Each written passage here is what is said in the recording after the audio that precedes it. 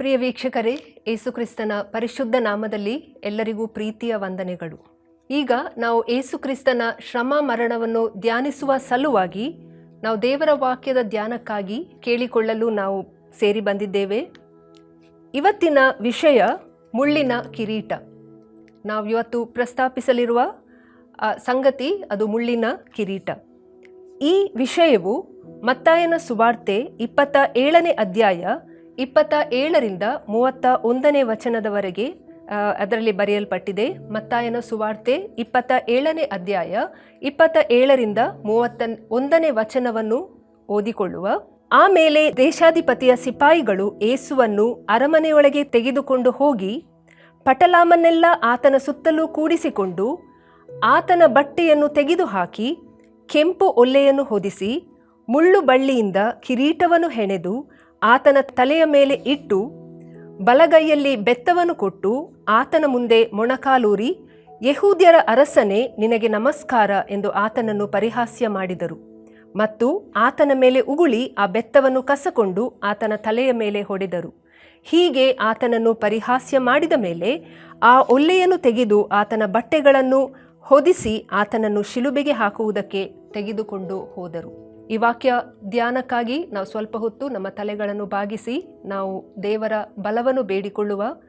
ಪರಿಶುದ್ಧನಾದ ನಮ್ಮ ಪರಲೋಕದ ತಂದೆಯಾದ ದೇವರೇ, ಈ ಒಂದು ಸಮಯದಲ್ಲಿ ನಿನ್ನ ಪರಿಶುದ್ಧ ವಾಕ್ಯವನ್ನು, ಜೀವಕರವುಳ್ಳ ವಾಕ್ಯವನ್ನು ಧ್ಯಾನಿಸಲು ನಾವು ಹೊರಟಿರುವಾಗ ಕರ್ತನೆ, ನಮಗೆ ನಿನ್ನ ಬಲವನ್ನು ಕೊಟ್ಟು ನಿನ್ನ ಆತ್ಮನ ಜ್ಞಾನವನ್ನು ನಮಗೆ ಕೊಟ್ಟು ಕರ್ತನೆ, ನೀನು ಯಾವ ರೀತಿ ಅದನ್ನು ನಾವು ಅರ್ಥೈಸಿಕೊಳ್ಳಬೇಕೆಂಬುದಾಗಿ ಬಯಸುತ್ತೀಯೋ ಕರ್ತನೆ, ಅದೇ ರೀತಿಯಾಗಿ ನಾವು ನಿನ್ನ ವಾಕ್ಯವನ್ನು ಧ್ಯಾನ ಮಾಡಿ ತಂದೆಯೇ, ನಾವು ನಿನ್ನಿಂದ ಆಶೀರ್ವದಿಸಲ್ಪಟ್ಟು ಸಮಾಧಾನವನ್ನು ಹೊಂದಿ ನಾವು ನಿನ್ನನ್ನು ಕರ್ತನು, ಒಡೆಯನು ಎಂಬುದಾಗಿ ಕರ್ತನೆ ನಾವು ಆರಾಧಿಸಿ ನಾವು ಮುಂದೆ ಸಾಗುವಂತೆ ನಮಗೆ ಸಹಾಯ ಮಾಡು ಕರ್ತನೆ. ಈ ಒಂದು ಸಮಯವನ್ನು ನಿನ್ನ ಪರಿಶುದ್ಧ ಹಸ್ತಗಳಿಗೆ ಒಪ್ಪಿಸಿಕೊಟ್ಟು ಕರ್ತನೆ, ಕೇಳುವಂಥ ಪ್ರತಿ ಒಬ್ಬೊಬ್ಬ ವೀಕ್ಷಕರನ್ನು ತಂದೆಯೇ ಈ ಸಮಯದಲ್ಲಿ ನಿನ್ನ ಕೈಗೆ ಒಪ್ಪಿಸಿಕೊಟ್ಟು ನೀನೇ ಅವರೆಲ್ಲರ ಹೃದಯಗಳೊಂದಿಗೆ ಮಾತನಾಡಬೇಕೆಂಬುದಾಗಿಯೂ ಮತ್ತು ಮಾತನಾಡುವ ನನ್ನನ್ನು ನಿನ್ನ ಆತ್ಮನಿಂದ ಬಲಪಡಿಸಬೇಕೆಂಬುದಾಗಿಯೂ ಬೇಡಿಕೊಳ್ಳುತ್ತೇವೆ ಕರ್ತನೆ. ಈ ಸಮಯದಲ್ಲಿ ನಿನ್ನ ಚಿತ್ತ ಒಂದೇ ನೆರವೇರಿ ನಿನ್ನ ನಾಮಕ್ಕೆ ಮಹಿಮೆ ಉಂಟಾಗಲಿ ತಂದೆಯೇ. ನಮ್ಮ ರಕ್ಷಕನೂ ಒಡೆಯನೂ ಆಗಿರುವ ಯೇಸು ಕ್ರಿಸ್ತನ ಹೆಸರಿನಲ್ಲಿ ಬೇಡಿದ್ದೇವೆ ತಂದೆಯೇ, ಆಮೆನ್. ಮುಳ್ಳಿನ ಕಿರೀಟ, ಈ ಒಂದು ವಿಷಯ ನಾವು ಯೇಸು ಕ್ರಿಸ್ತನನ್ನು ಕ್ರೂಜೆಗೆ ಹಾಕುವ ಮುನ್ನ ಆ ದೇಶಾಧಿಪತಿಯ ಸಿಪಾಯಿಗಳು ಯೇಸುವನ್ನು ಅರಮನೆಯೊಳಗೆ ಕರೆದುಕೊಂಡು ಹೋಗುತ್ತಾರೆ. ಅದೇ ಅಧ್ಯಾಯ ಮತ್ತಾಯನ ಸುವಾರ್ತೆ 27ನೇ ಅಧ್ಯಾಯದಲ್ಲಿ 11ನೇ ವಚನದಲ್ಲಿ ಇದಕ್ಕೆ ಮುನ್ನವಾಗಿ ಏನಾಯಿತು ಎಂಬುದಾಗಿ ನಾವು ನೋಡ್ತೇವೆ. ದೇಶಾಧಿಪತಿಯಾದ ಪಿಲಾತನು ಅಲ್ಲಿ 11ನೇ ವಚನದಲ್ಲಿ ಹೀಗೆ ಬರೆಯಲ್ಪಟ್ಟಿದೆ, ಯೇಸು ದೇಶಾಧಿಪತಿಯ ಮುಂದೆ ನಿಂತಿರುವಾಗ ದೇಶಾಧಿಪತಿಯು ಆತನನ್ನು, ನೀನು ಯೆಹೂದ್ಯರ ಅರಸನು ಹೌದೋ ಎಂದು ಕೇಳಿದನು. ಯೇಸು, ನೀನೇ ಹೇಳಿದ್ದಿ ಅಂದನು. ಯೇಸು ಅಲ್ಲಿ ಆ ದೇಶಾಧಿಪತಿಯಾದ ಪಿಲಾತನು ಯೇಸುವನ್ನು ಪ್ರಶ್ನೆ ಮಾಡುವ ಸಮಯದಲ್ಲಿ ಅಲ್ಲಿ ಯೇಸುವನ್ನು ಕೇಳ್ತಾನೆ, ನೀನು ಯೆಹೂದ್ಯರ ಅರಸನು ಹೌದೋ ಎಂಬುದಾಗಿ. ಯಾಕಂದರೆ that was the strongest claim. ಅದು ಯೇಸುವನ್ನು ಹಿಡಿದುಕೊಡುವುದಕ್ಕಾಗಿ ಆತನ ಮೇಲೆ ಇದ್ದಂಥ ಆ ಒಂದು ಆರೋಪ, ಆತನು ತನ್ನನ್ನು ಅರಸನು ಎಂಬುದಾಗಿ ಹೇಳಿದನು ಎಂಬುದಾಗಿ ಆ ಆರೋಪವಾಗಿತ್ತು. ಆದುದರಿಂದ ಅದನ್ನು ಕನ್ಫರ್ಮ್ ಮಾಡಲಿಕ್ಕೆ ದೇಶಾಧಿಪತಿಯು ಯೇಸು ಕ್ರಿಸ್ತನಲ್ಲಿ ಕೇಳ್ತಾನೆ, ನೀನು ಯೆಹೂದ್ಯರ ಅರಸನು ಹೌದೋ ಎಂದು ಕೇಳಿದಾಗ ಯೇಸು ಹೇಳ್ತಾನೆ, ನೀನೇ ಹೇಳಿದ್ದಿ ಅಂದನು.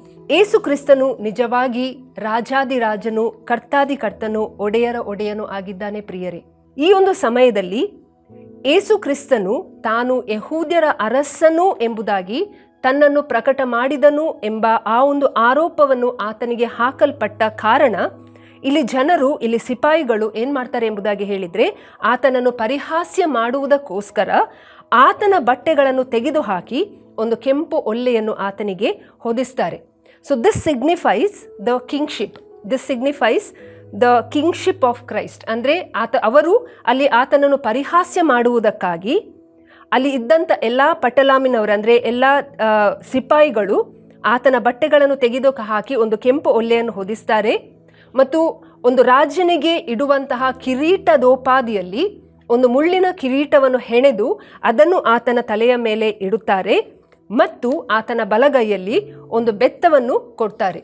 ಈ ಬೆತ್ತ ಕೂಡ ಅದೊಂದು ಅರಸತ್ವ ಅಥವಾ ರಾಜತನವನ್ನು ಸೂಚಿಸುವಂಥ ಒಂದು ಬೆತ್ತ. ಇಂಗ್ಲಿಷಲ್ಲಿ ರೀಡ್ ಅಥವಾ ಸ್ಕೆಪ್ಟರ್ ಎಂಬುದಾಗಿ ಅದನ್ನು ಕರೆಯಲಾಗ್ತದೆ. ಆ ಬೆತ್ತವನ್ನು ಕೊಟ್ಟು ಅವರೇನು ಮಾಡ್ತಾರೆ, ಒಂದು ಪರಿಹಾಸ್ಯವಾಗಿ ಆತನ ಮುಂದೆ ಮೊಣಕಾಲೂರಿ ಹೀಗೆ ಹೇಳ್ತಾರೆ, ಯೆಹೂದ್ಯರ ಅರಸನೇ ನಿನಗೆ ನಮಸ್ಕಾರ ಎಂದು ಆತನನ್ನು ಪರಿಹಾಸ್ಯ ಮಾಡಿದರು. ಮತ್ತು ಅಷ್ಟಕ್ಕೆ ನಿಲ್ಲಿಸದೆ ಅವರೇನು ಮಾಡ್ತಾರೆ, ಆತನ ಮೇಲೆ ಉಗುಳಿ ಆ ಬೆತ್ತವನ್ನು ಆತನ ಕೈಯಿಂದ ಕಸಿದುಕೊಳ್ತಾರೆ. ನೀನು ಅರಸನು ಎಂಬುದಾಗಿ ಪರಿಹಾಸ್ಯ ಮಾಡಲಿಕ್ಕೆ ಅವರು ಕೊಟ್ಟಂತಹ ಆ ಬೆತ್ತವನ್ನು ಅವರು ಆತನ ಕೈಯಿಂದ ತೆಗೆದುಕೊಂಡು ಆತನ ತಲೆಯ ಮೇಲೆ ಹೊಡಿತಾರೆ.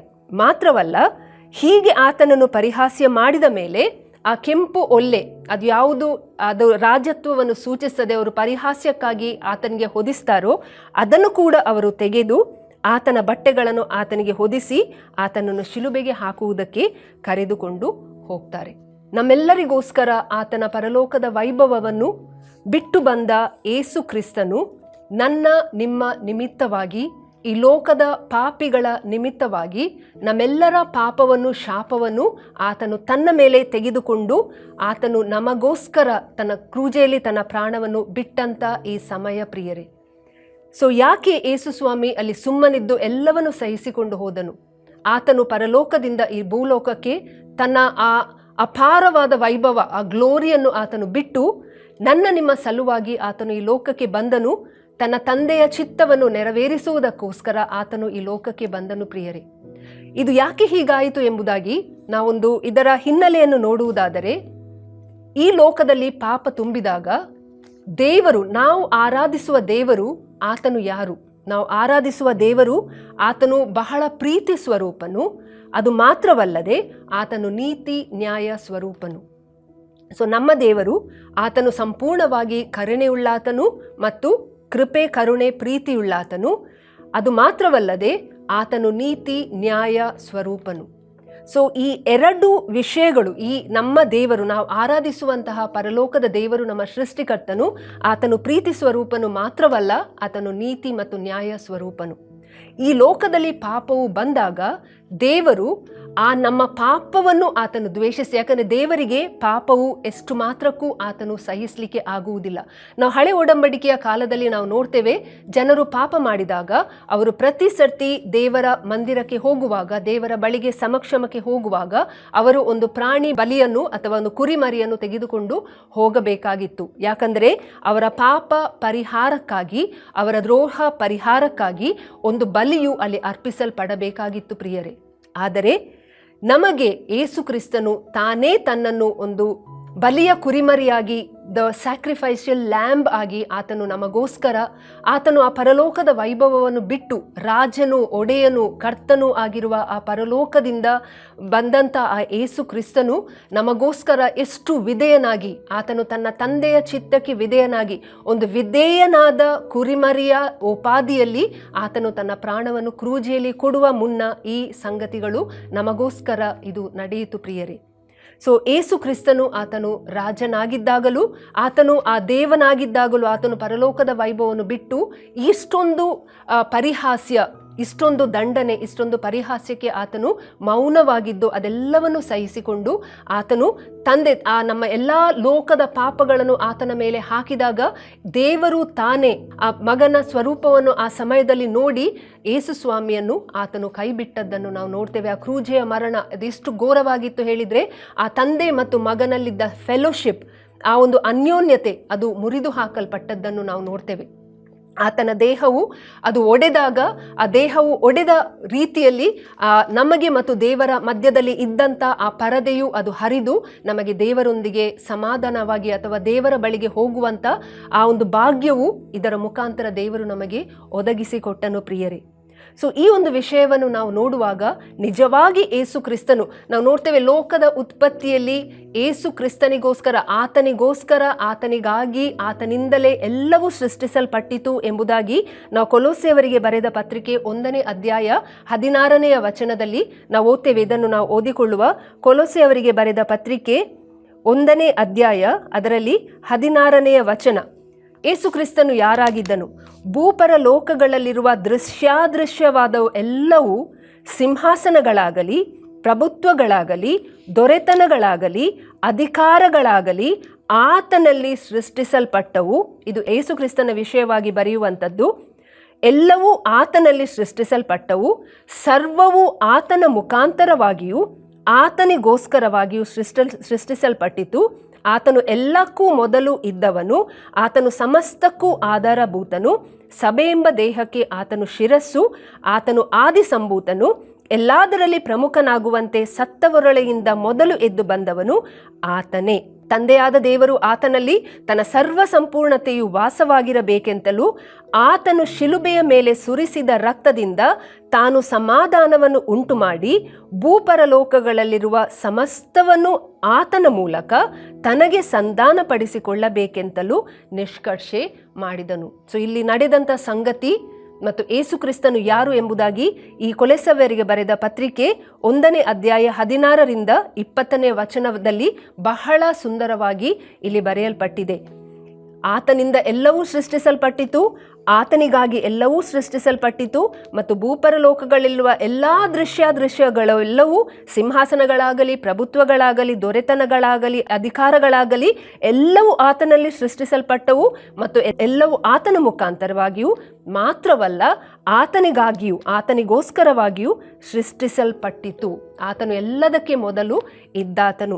ಸೊ ಈ ರಾಜಾದಿರಾಜನಾದ ಯೇಸು ಕ್ರಿಸ್ತನು ನನಗೋಸ್ಕರ ನಮಗೋಸ್ಕರ ಕ್ರೂಜೆಗೆ ಹೋಗುವ ಮುನ್ನ ಇಷ್ಟೊಂದು ಪರಿಹಾಸ್ಯವನ್ನು ಪಡೆದು ಆತನು ಕ್ರೂಜೆಯಲ್ಲಿ ಆ ಘೋರವಾದ ಮರಣವನ್ನು ಆತನು ನಮಗೋಸ್ಕರ ಸಹಿಸಿಕೊಂಡು ತನ್ನ ಪ್ರಾಣವನ್ನು ಒಂದು ಬಲಿಯ ರೂಪದಲ್ಲಿ ಆತನು ಬಲಿಯಾಗಿ ಆತನು ತನ್ನ ರಕ್ತವನ್ನು ಸುರಿಸಿ ನಮಗೋಸ್ಕರ ಆತನ ಪ್ರಾಣವನ್ನು ಕೊಟ್ಟನು ಪ್ರಿಯರೇ. ಮತ್ತು ಆತನು 3ನೇ ದಿವಸದಲ್ಲಿ ಸತ್ತವರೊಳಗಿಂದ ಎದ್ದು, ಅದನ್ನು ಇಲ್ಲಿ ಹೇಳುವಂಥದ್ದು, ಆತನು ಸತ್ತವರೊಳಗಿಂದ ಆತನು ಶಿಲುಬೆಯ ಮೇಲೆ ಸುರಿಸಿದ ರಕ್ತದಿಂದ ತಾನು ಸಮಾಧಾನವನ್ನು ಉಂಟು ಮಾಡಿ ಭೂಪರಲೋಕದಲ್ಲಿರುವ ಸಮಸ್ತವನ್ನು ಆತನ ಮೂಲಕ ಸಂಧಾನ ಮಾಡಿಕೊಳ್ಳಬೇಕೆಂತಲೂ ನಿಷ್ಕರ್ಷೆ ಮಾಡಿದನು. ಅದರ ಮೊದಲು ಆತನು ಸತ್ತವರೊಳಗಿಂದ ಮೊದಲು ಎದ್ದು ಬಂದಾತನು ಆತನೇ. ಸೊ ಆತನು ಈಗ ಪರಲೋಕದಲ್ಲಿ ದೇವರ ಬಲಗಡೆಯಲ್ಲಿ ಕುಳಿತುಕೊಂಡಿದ್ದಾನೆ ಪ್ರಿಯರೇ. ಸೊ ಇದು ಆಗಿ ಹೋದ ಸಂಗತಿ, ಈಗ ಆಗುತ್ತಿರುವ ಸಂಗತಿ ಮತ್ತು ಇನ್ನು ಮುಂದೆ ಬರುವಂತಹ ಸಂಗತಿ. ಈ ಒಂದು ಇವತ್ತಿನ ವಿಷಯಕ್ಕೆ ಅನುಗುಣವಾಗಿ ನಾವು ಈ ಸಂಗತಿಯನ್ನು ನಾವು ಆ ಕಾಲದಲ್ಲಿ 2000 ವರ್ಷಗಳ ತಗ್ಗಿನಲ್ಲಿ ಏನಾಯಿತು ಎಂಬುದಾಗಿ ನೋಡಿಕೊಂಡೆವು. ಆತನು ಪರಲೋಕದಿಂದ ತನ್ನ ವೈಭವವನ್ನು ಬಿಟ್ಟು ಲೋಕದಲ್ಲಿ 33 ವರ್ಷ ಈ ಲೋಕದ ಜನರೊಂದಿಗೆ ಆತನು ಬಾಳಿ ಆತನು ಕ್ರೂಜೆಯಲ್ಲಿ ತನ್ನ ಪ್ರಾಣವನ್ನು ಕೊಟ್ಟು ನಮ್ಮ ಪಾಪಗಳನ್ನು ಶಾಪಗಳನ್ನು ಆತನ ಮೇಲೆ ಆತನು ಧರಿಸಿಕೊಂಡು ಆತನು ನಮ್ಮ ಪ್ರಾಯಶ್ಚಿತ್ತ ಅಥವಾ ನಮ್ಮ ಪಾಪದಿಂದ ನಮ್ಮನ್ನು ಬಿಡುಗಡೆ ಮಾಡುವುದಕ್ಕಾಗಿ ಆತನು ತನ್ನ ಪ್ರಾಣವನ್ನು ಕ್ರೂಜೆಯಲ್ಲಿ ಕೊಟ್ಟನು. ಯಾಕೆ ಹೀಗೆ ಆಯಿತು? ನಮಗೆ ಪಾಪದಿಂದ ಬಿಡುಗಡೆಯನ್ನು ಕೊಟ್ಟು ನಮ್ಮನ್ನು ದೇವರೊಂದಿಗೆ ಸಂಧಾನ ಪಡಿಸಬೇಕೆಂಬುದಾಗಿ ಈ ಒಂದು ಸಂಗತಿ ನಡೆಯಿತು. ಇದು ದೇವರು ಆದಿಯಲ್ಲಿ ಸಂಕಲ್ಪಿಸಿದ ವಿಷಯ. ಆ ಸಮಯದಲ್ಲಿ ಎಲ್ಲ ಪ್ರವಾದನೆಗಳು ದೇವರ ವಾಕ್ಯದಲ್ಲಿ ಬೈಬಲಲ್ಲಿರುವಂಥ ಎಷ್ಟೋ ಪ್ರವಾದನೆಗಳು ನೆರವೇರಿದೆ, ಇನ್ನು ಪ್ರವಾದನೆಗಳು ನೆರವೇರ್ಲಿಕ್ಕುಂಟು. ಇದು ಆದಿಯಲ್ಲಿ ದೇವರು ಮಾಡಿದ ಸಂಕಲ್ಪವು ಆ ಸಮಯದಲ್ಲಿ ನೆರವೇರಿತು. ಈ ಕಾಲದಲ್ಲಿ ನಾವು ಯೇಸು ಕ್ರಿಸ್ತನು ಈಗ ಪರಲೋಕದಲ್ಲಿದ್ದಾನೆ, ಆತನು ದೇವರ ಬಲಗಡೆಯಲ್ಲಿ ಆಸನರೂಢನಾಗಿದ್ದಾನೆ, ಆತನು ನಮಗೋಸ್ಕರ ವಿಜ್ಞಾಪನೆಯನ್ನು ಮಾಡುತ್ತಾನೆ, ಆತನು ನಮಗೆ ಮಹಾಯಾಜಕನಾಗಿ ಆತನು ಒಂದೇ ಒಂದು ತನ್ನ ದೇಹವೆಂಬ ಬಲಿಯನ್ನು ಒಂದೇ ಒಂದು ಸಾರಿ ಕೊಟ್ಟ ಕಾರಣ ಇನ್ನು ಮುಂದೆ ರಕ್ತ ಬಲಿ ಅಥವಾ ಪ್ರಾಣಿ ಬಲಿಯ ಅಗತ್ಯ ಇಲ್ಲ ಎಂಬುದಾಗಿ ಹೇಳಿ ಆತನು ಎಲ್ಲವನ್ನು ಮುಗಿಸಿ ಈ ಲೋಕದಲ್ಲಿ ಯಾರ್ಯಾರು ಆತನ ಮೇಲೆ ನಂಬಿಕೆ ಇಡುತ್ತಾರೋ ಅವರಿಗೆ ನೀತಿವಂತರೆಂಬ ಬಿರುದನ್ನು ಕೊಟ್ಟು ನಮ್ಮೆಲ್ಲರಿಗೆ ಪಾಪದ ಮೇಲೆ ಜಯವನ್ನು ಕೊಟ್ಟು we have become victorious over the sin. ಆತನು ನಮಗೆ ಫ್ರೀಡಮ್ ಅಥವಾ ಬಿಡುಗಡೆಯನ್ನು ಆತನು ನಮಗೆ ದಯಪಾಲಿಸಿಕೊಟ್ಟಿದ್ದಾನೆ. ನಾವು we have to live in freedom. ಆತನು ದೇವರ ವಾಕ್ಯ ಹೇಳ್ತದೆ, you have been set free. ನಾವೆಲ್ಲರೂ ಬಿಡುಗಡೆ ಹೊಂದಿದವರಾಗಿದ್ದೇವೆ. ಇನ್ನು ಮುಂದೆ ಆ ಪಾಪವೆಂಬ ಬಂಧನದೊಳಗೆ ನೀವು ಸಿಲುಕಿಕೊಳ್ಳದೆ ನೀವು ಬಿಡುಗಡೆ ಹೊಂದಿದವರ ಹಾಗೆ ನೀವು ಬಾಳಬೇಕು ಎಂಬುದಾಗಿ ದೇವರ ವಾಕ್ಯ ಇಂದು ನಮಗೆ ಎಚ್ಚರ ಕೊಡ್ತದೆ ಪ್ರಿಯರೇ.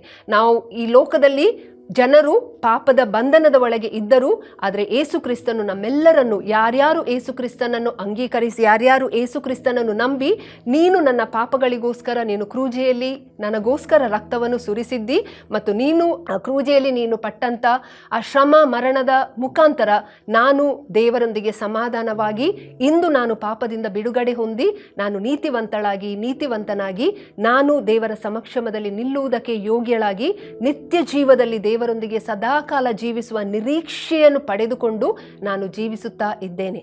ಸೊ ಈಗ ನಾವು ಹೇಗೆ ಜೀವಿಸಬೇಕು? ಯೇಸು ಕ್ರಿಸ್ತನು ಆದಿಯಲ್ಲಿ ಆತನು ಎಲ್ಲದರ ಒಡೆಯನು, ಎಲ್ಲ ಆತನಿಗೋಸ್ಕರ ಆತನಿಂದ ಸೃಷ್ಟಿಸಲ್ಪಟ್ಟಿತು.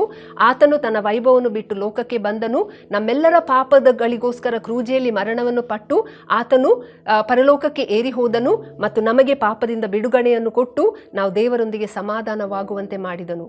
ಈಗ ಯಾರ್ಯಾರು ಕ್ರೈಸ್ತರೆಂಬುದಾಗಿ, ಯಾರ್ಯಾರು ಏಸು ಕ್ರಿಸ್ತನ ಕ್ರೂಜೆಯ ಬಳಿಗೆ ಹೋಗಿ, ಏಸು ಕ್ರಿಸ್ತನೇ, ನೀನು ನನಗೋಸ್ಕರ ನಿನ್ನ ರಕ್ತವನ್ನು ಸುರಿಸಿದ್ದಿ, ಇದನ್ನು ನಾನು ಯಥಾರ್ಥವಾಗಿ ನಾನು ನಂಬುತ್ತೇನೆ, ನನ್ನ ಪಾಪಗಳಿಗೋಸ್ಕರ ನೀನು ಶ್ರಮೆಯನ್ನು ತಾಳಿ ನಿನ್ನ ರಕ್ತದಿಂದ ನನ್ನನ್ನು ಶುದ್ಧೀಕರಿಸಿ, ನನಗೋಸ್ಕರ ನನ್ನ ಪಾಪಗಳಿಗೋಸ್ಕರ ನೀನು ನನ್ನ ಸ್ಥಳದಲ್ಲಿ ನನಗೆ ಬರಬೇಕಾದ ಶಿಕ್ಷೆ, ದೇವರ ವಾಕ್ಯ ಹೇಳ್ತದೆ, ಪಾಪದ ಸಂಬಳ ಮರಣ.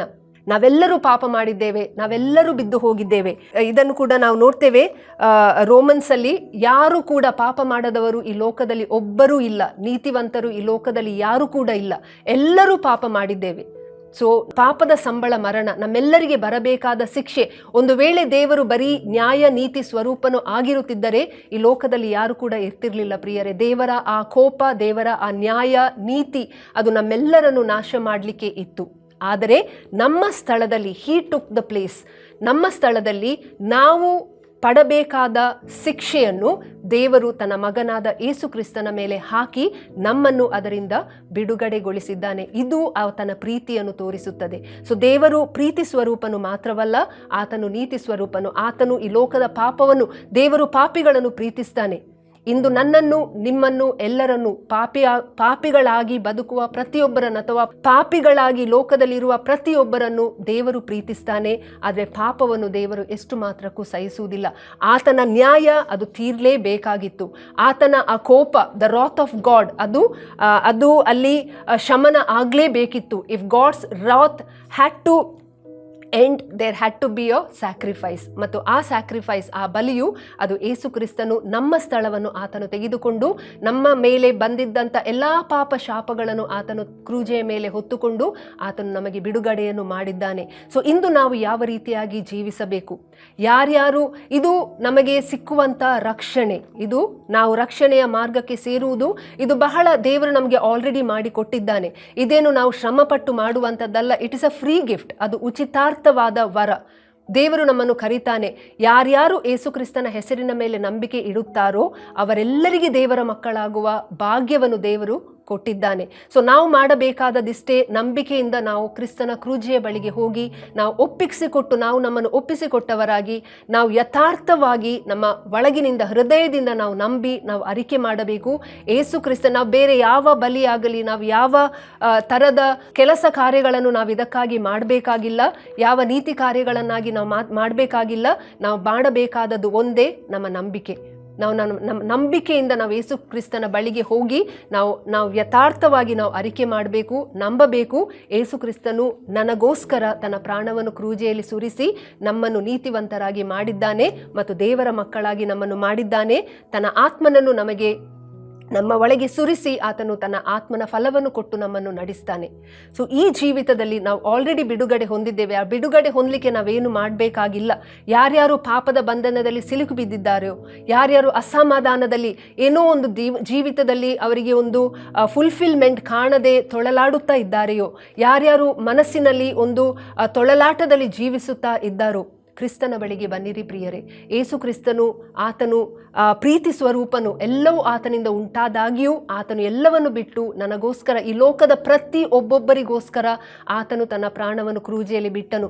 ಇದು ಯಹೂದ್ಯರಿಗಾಗಿ ಮಾತ್ರವಲ್ಲ ಅಥವಾ ರೈಚಸ್ ನೀತಿವಂತರಿಗಾಗಿ ಮಾತ್ರವಲ್ಲ, ಆತನು ಎಲ್ಲ ಸರ್ವ ಜನಾಂಗಗಳಿಗೆ ಆತನು ಈ ಉಚಿತವಾದ ಈ ಒಂದು ಫ್ರೀ ಗಿಫ್ಟನ್ನು ಆತನು ಕೊಡಲಿಕ್ಕೆ ಇದ್ದಾನೆ. ಯಾರ್ಯಾರು ಅದನ್ನು ಸ್ವೀಕರಿಸ್ತಾರೋ ಅವರು ನಿತ್ಯ ಜೀವವನ್ನು ಕಂಡುಕೊಳ್ತಾರೆ, ಅವರು ದೇವರ ಮಕ್ಕಳಾಗ್ತಾರೆ. ಅವರು ಈ ಒಂದು ಸಮಾಧಾನ, ಶಾಂತಿಯಲ್ಲಿ ನಿರೀಕ್ಷೆಯನ್ನು ಹೊಂದಿ ಜೀವಿಸಲಿಕ್ಕೆ ಸಾಧ್ಯವಾಗ್ತದೆ ಪ್ರಿಯರೇ. ಸೊ ನಾವು ಮಾಡಬೇಕಾದದಿಷ್ಟೇ, ಯೇಸು ಕ್ರಿಸ್ತನ ಕ್ರೂಜೆಯ ಬಳಿಗೆ ಬಂದು ನಮ್ಮನ್ನು ಒಪ್ಪಿಸಿಕೊಟ್ಟು ನಾವು ಮಾನಸಾಂತರ ಪಟ್ಟು, ನಾನು ನಿನ್ನನ್ನು ನಂಬುತ್ತೇನೆ, ನನಗೋಸ್ಕರ ನೀನು ಪ್ರಾಣವನ್ನು ಬಿಟ್ಟಿ ಎಂಬುದಾಗಿ ಹೇಳಿದರೆ ಸಾಕು. ದೇವರು ಹಿಟೆಲ್ಸ್, ನನ್ನ ಬಳಿಗೆ ಬಂದವರನ್ನು ನಾನು ಎಂದಿಗೂ ತಳ್ಳಿ ಬಿಡುವುದಿಲ್ಲ. God is so righteous and so loving. ದೇವರು ಎಷ್ಟು ಪ್ರೀತಿ ಸ್ವರೂಪನು, ಎಷ್ಟು ನೀತಿ ಸ್ವರೂಪನು, ನ್ಯಾಯಾಧಿಪತಿ ಆತನಾಗಿದ್ದಾನೆ ಎಂಬುದಾಗಿ ಹೇಳಿದರೆ, ಆತನು ಆ ಒಂದು ತನ್ನ ಕೋಪವನ್ನು ಆತನು ಯೇಸು ಕ್ರಿಸ್ತನಲ್ಲಿ ಆತನು ಶಮನ ಮಾಡಿದ್ದಾನೆ ಮತ್ತು ಇಂದು ನನ್ನನ್ನು ನಿಮ್ಮನ್ನು ಎಲ್ಲರನ್ನೂ ತನ್ನ ಬಳಿಗೆ ಕರೆಯುತ್ತಿದ್ದಾನೆ ಪ್ರಿಯರೇ. ಸೊ ಆ ದಿವಸದಲ್ಲಿ ಅಲ್ಲಿ ದೇಶಾಧಿಪತಿಯು ಸಿಪಾಯಿಗಳು ಆತನನ್ನು ಹೇಗೆ ಪರಿಹಾಸ್ಯ ಮಾಡಿದರು, ನೀನು ರಾಜನು, ಯಹೂದ್ಯರ ರಾಜನು ಎಂಬುದಾಗಿ. ಆದರೆ ಆತನು ನಿಜವಾಗಿ ರಾಜನು. ಇಂದು ಆತನು ಎಲ್ಲಿ ರಾಜನಾಗಿದ್ದಾನೆ?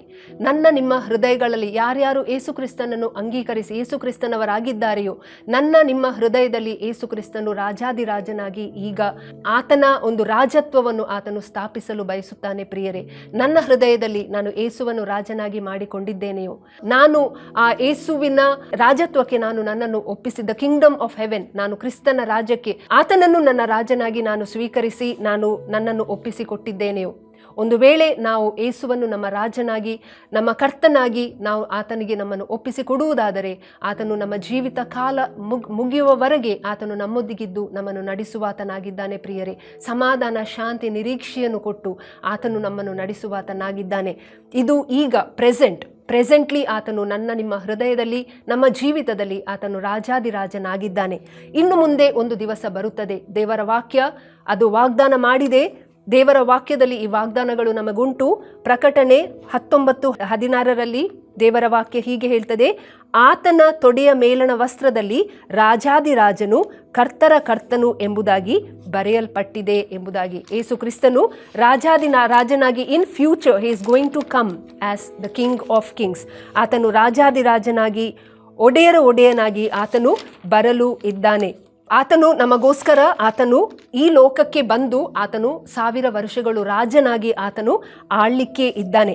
ಫಿಲಿಪಿಯವರಿಗೆ ಬರೆದ ಪತ್ರಿಕೆ 2ನೇ ಅಧ್ಯಾಯ 10ನೇ ವಚನದಲ್ಲಿ ಪೌಲನು ಹೀಗೆ ಬರಿತಾನೆ, ಆದುದರಿಂದ ಸ್ವರ್ಗ, ಮರ್ತ್ಯ, ಪಾತಾಳಗಳಲ್ಲಿ ಇರುವವರೆಲ್ಲರೂ ಯೇಸುವಿನ ಹೆಸರಿನಲ್ಲಿ ಅಡ್ಡಬಿದ್ದು ಯೇಸು ಕ್ರಿಸ್ತನನ್ನು ಒಡೆಯನೆಂದು ಪ್ರತಿಜ್ಞೆ ಮಾಡಿ ತಂದೆಯಾದ ದೇವರಿಗೆ ಘನವನ್ನು ಸಲ್ಲಿಸುವರು ಎಂಬುದಾಗಿ. ಒಂದು ಸಮಯ ಬರ್ತದೆ, ಆಗ ಎಲ್ಲ ವರ್ಲ್ಡ್ ಸಿಸ್ಟಮ್ಸ್ ಅದು ಯೇಸು ಕ್ರಿಸ್ತದ government will be upon his shoulders. ಆತನ ಬಾಹುವಿನ ಮೇಲೆ ಎಲ್ಲ ಸಂಗತಿಗಳು ಆತನನ್ನು ರಾಜನಾಗಿ ಲೋಕವನ್ನು ಅಥವಾ ಆತನು ರಾಜನಾಗಿ ತನ್ನ ಜನರನ್ನು ಆತನು ಆಳಲಿಕ್ಕೆ ಇದ್ದಾನೆ. ಇದು ಸತ್ಯವಾದ ಸಂಗತಿ.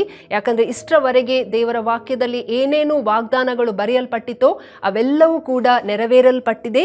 ಈ ವಾಗ್ದಾನ ಕೂಡ ನೆರವೇರ್ತದೆ. ಇನ್ನು ಭವಿಷ್ಯ ಒಂದು ಬರಲಿಕ್ಕುಂಟು. ಯೇಸು ಕ್ರಿಸ್ತನು ರಾಜನಾಗಿ ಒಡೆಯನಾಗಿ ರಾಜಾದಿರಾಜನಾಗಿ ಆತನು ಇಲ್ಲಿ ಒಂದು 1000 ವರ್ಷ ಆತನು ಆಳ್ವಿಕೆ ಮಾಡಲಿಕ್ಕೆ ಇದ್ದಾನೆ.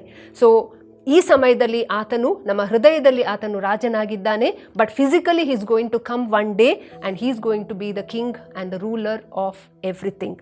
ಸೊ ಹೀಗಿರುವಾಗ ನಾವು ಯಾರ್ಯಾರು ಇನ್ನೂ ಕೂಡ ಆ ರಕ್ಷಣೆಯ ಅನುಭವವನ್ನು ಹೊಂದಲಿಲ್ಲವೋ, ಯಾರ್ಯಾರು ಈ ಒಂದು ಅಪಾರವಾದ ಈ ಸೌಭಾಗ್ಯಕ್ಕೆ ಯಾರೆಲ್ಲ ಸೇರಲಿಲ್ಲವೋ, ಯಾರ್ಯಾರು ದೇವರ ಉಚಿತಾರ್ಥವಾದ ವರವನ್ನು ತಮ್ಮದಾಗಿಸಿಕೊಳ್ಳಲಿಲ್ಲವೋ, ನಿಮಗಾಗಿ ಒಂದು ಕರೆ.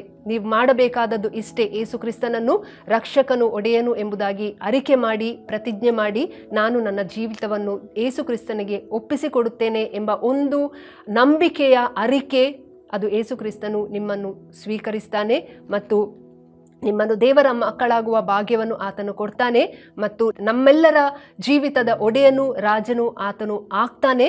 ಮತ್ತು ಮುಂದೆ ಆತನ ರಾಜತ್ವದಲ್ಲಿ ನಾವು ಸದಾ ಕಾಲ ಸಂತೋಷ ಸಮಾಧಾನದಿಂದ ಆತನ ರಾಜತ್ವದ ಅಡಿಯಲ್ಲಿ ನಾವು ಜೀವಿಸಲಿಕ್ಕೆ ನಮಗೆ ಸಾಧ್ಯವಾಗ್ತದೆ. ನಮಗೆ 2ನೇ ಮರಣ ಇರುವುದಿಲ್ಲ.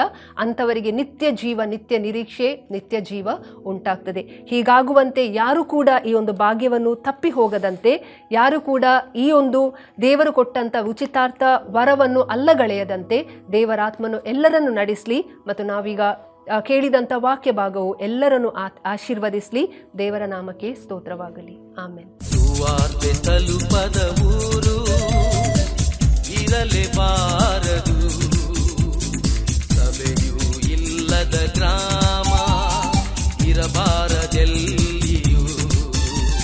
ಸುವಾರ್ತೆ ತಲುಪದ ಊರು ಇರಲೇಬಾರದು, ಸಭೆಯೂ ಇಲ್ಲದ ಗ್ರಾಮ ಇರಬಾರದೆಲ್ಲಿಯೂ. ಇದುವೇ ಇದುವೇ ಇದುವೇ ನಮ್ಮ ಬಯಕೆ, ಇದುವೇ ಇದುವೇ ಇದುವೇ ನಮ್ಮ ಗುರಿಯು, ಇದುವೇ